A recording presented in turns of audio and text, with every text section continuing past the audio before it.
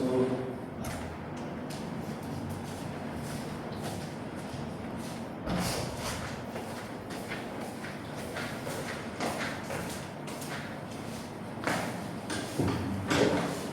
Apa kabar Aulia? Alhamdulillah, iya Pak. Baik, sebelumnya perkenalkan saya Pak Nawawi. Hari ini kita akan melakukan sesi konseling. Tujuannya adalah membantu Aulia untuk memahami dan mencari jalan keluar dari permasalahan yang sedang Aulia alami. Sebelum kita mulai, saya ingin menegaskan bahwa sesi ini bersifat rahasia, dilakukan atas kesukarelaan, dan saya harap kita bisa terbuka satu sama lain. Apakah Aulia bersedia untuk mengikuti konseling hari ini? Sedia Pak. Baik. Aulia, saya dengar dari orientasi dan pengamatan saya sendiri bahwa akhir-akhir ini kamu tampak murung dan sering menyendiri. Boleh kamu ceritakan apa yang sedang kamu rasakan?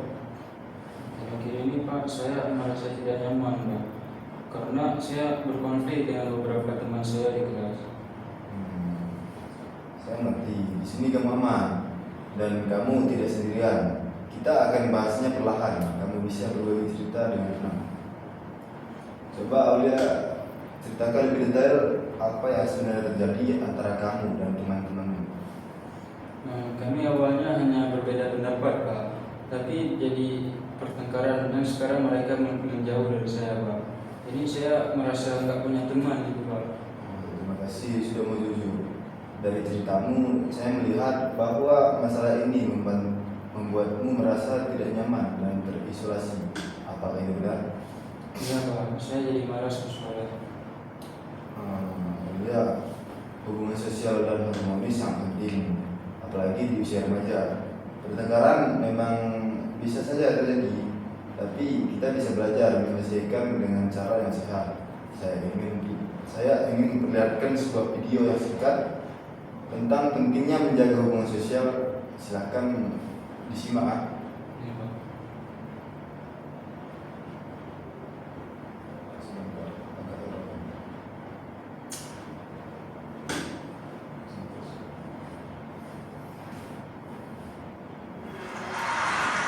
Gara-gara basket sekolah, Salma dan sekolah tetangga berantem. Ada yang jadi korban luka ringan, bahkan sekolah mereka jadi sulit untuk berteman. Dua sekolah itu memang sudah jadi musuh bebuyutan sejak dulu. Diturunkan dari generasi ke generasi, tanpa harus tahu alasan. Siswa baru pasti otomatis langsung saling bermusuhan. Begitulah kekerasan, seperti api. Awalnya kecil, bisa membesar, merembet, meluas, dan berkepanjangan. Sekali menyala sulit dipadamkan, apalagi kalau apinya terus diberi bahan bakar, membentuk lingkaran kekerasan. Misalnya saja konflik SARA di Ambon. Mulanya cuma perkelahian dua pemuda, tapi merembet jadi perang antar dua umat agama. Memanjang hingga 5 tahun, korbannya 5.000 orang dan puluhan ribu orang mengungsi. Hingga kini lukanya mungkin masih terasa. Ada 3 buah busuk yang dihasilkan kekerasan. Disingkat jadi kekerasan. Kekacauan. Saat kerusuhan 98 terjadi, orang-orang menjarah dan merusak. Tak ada aturan, manusia jadi beringas. Terjadi banyak kekacauan.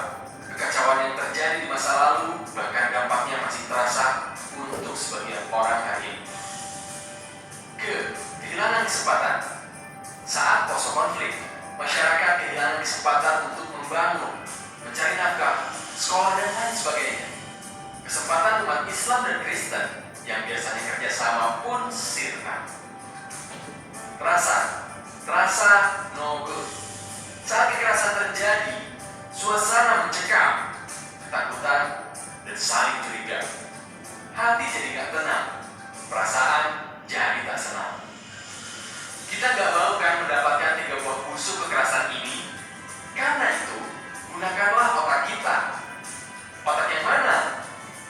Di otak kita ada beberapa bagian. Ketika terjadi konflik, biasanya otak reptil kita akan bereaksi dengan melakukan tempur atau kabur. Tapi ada juga bagian neokorteks. Bagian ini berfungsi untuk berpikir. Nah, kalau reptilian kita aktif, maka fungsi neokorteks akan tertutup untuk melakukan hal yang logis. Jadi, ketika ada konflik, tetaplah tenang agar neokorteks kita yang bekerja untuk menyelesaikan masalah. Saat terjadi konflik, jangan sekali-kali pilih cara kekerasan. Masih ingat simpang 9? Pilih simpang yang tengah, yaitu mengambil jalan perdamaian dengan cara saling memaafkan atau berkonsiderasi untuk memutuskan lingkaran kekerasan. Bila kita bisa mengalahkan api dengan air, maka kita bisa melawan benci dengan cinta. Karena sekali kita memilih jalan kekerasan, maka api kecil menyala. Api itu akan membesar dan menjalar. Jika itu terjadi, maka api akan sulit dipadamkan. Lebih mudah menghindari nyala api daripada memadamkannya. Lebih baik tempuh cara non-kekerasan dalam menyelesaikan masalah. Meskipun cara non-kekerasan belum tentu berhasil, tapi cara kekerasan pasti tidak akan berhasil.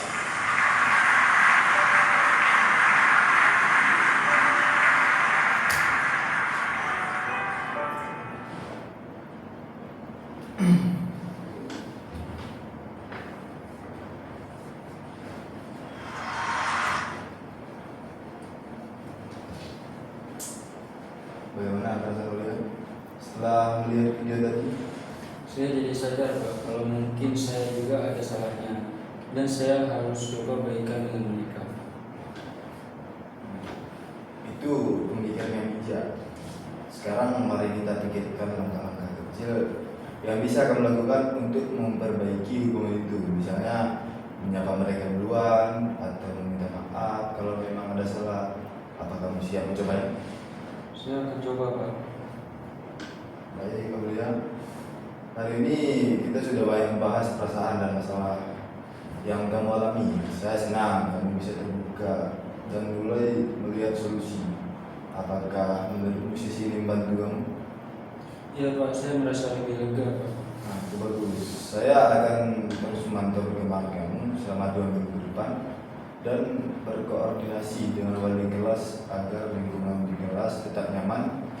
Jika ada kesulitan, silahkan datang ke ruang BK kamu saja. Terakhir, saya ingin menyampaikan bahwa saya bangga atas keberanian kamu.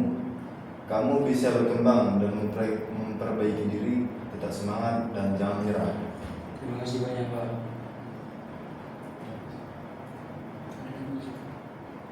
Sama-sama, Aulia. Sampai jumpa dan semoga hari ini menyenangkan.